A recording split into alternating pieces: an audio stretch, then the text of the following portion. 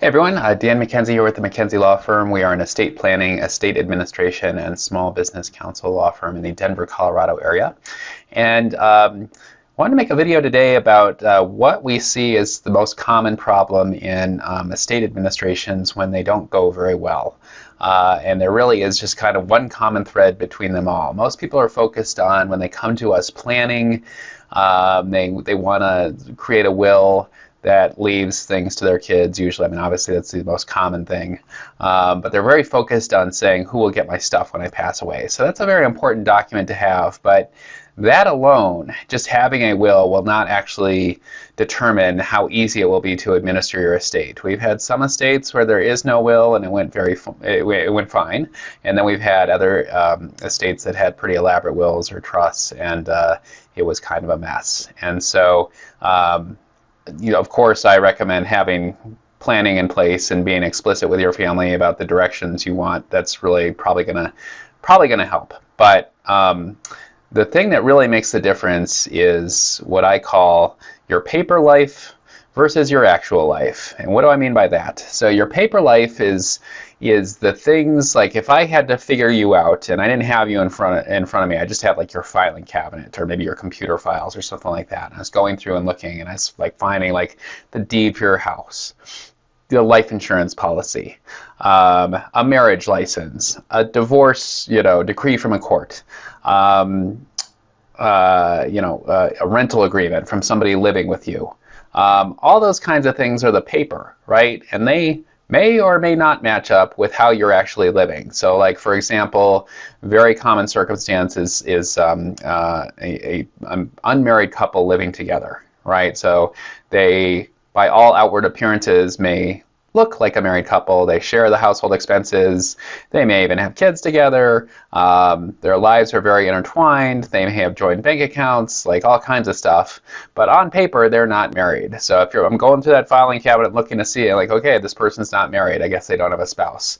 But they might really mean to treat that other person like a spouse if they pass away, meaning they really might want that person to like get the house or get, money so that they can stay in the house, like those kinds of things. And so if that doesn't match up with the way you've documented things, that's where the problems arise. Because in a probate process or in a trust administration process, we're going off the paper.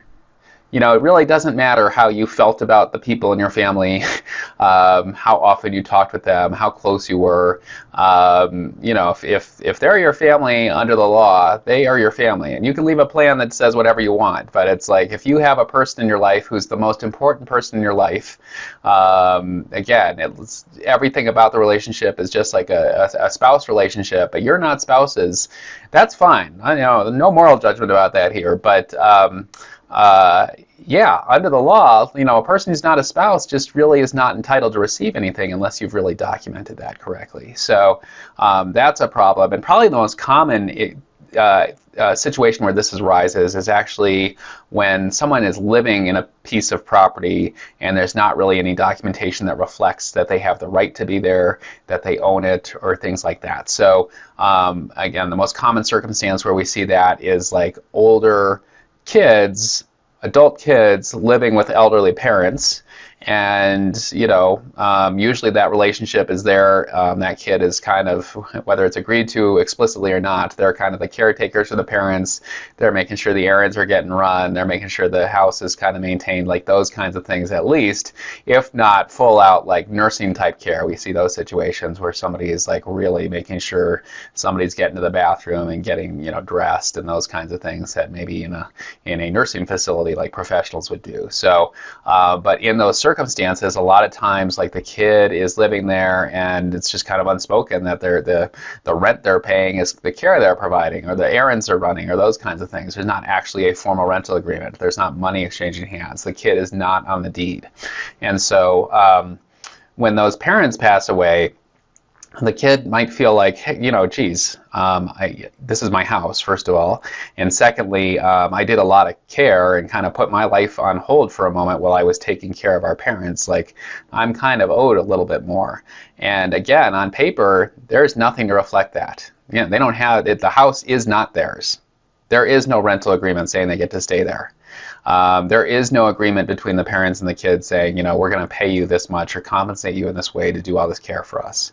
So there's nothing, and a lot of times the kids, the brothers and sisters who might be living outside the house see it differently. And I can't, again, I've seen both sides of it, and both might feel like they're right.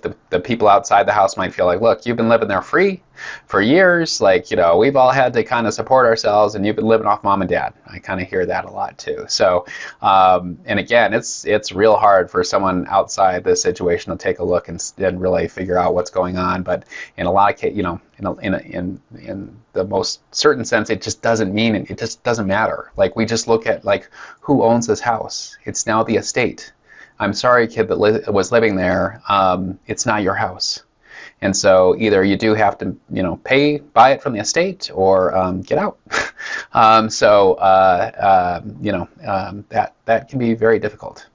So again, those discrepancies between, again, how somebody's actually living and what has been documented is where we see all the problems, because the probate process, we're looking at the documents. And so the closer those documents can reflect what you actually mean to have happen, the better your estate administration is going to go. And so thinking through that, and not just getting a will in place, not just a short instruction about, hey, my kids are going to split everything equally, that does not necessarily solve the problems that I just discussed. If you are in most people really do have some discrepancies between how they've papered things and how they're actually living. So if you're interested in having that conversation with us, we would be honored to have it. Again, we're in the Denver, Colorado area. Our phone number is 303-578-2745. You can go to themackenziefirm.com to learn more about us there. So hope this video was helpful and got you thinking. And if we can be helpful, great. Thanks.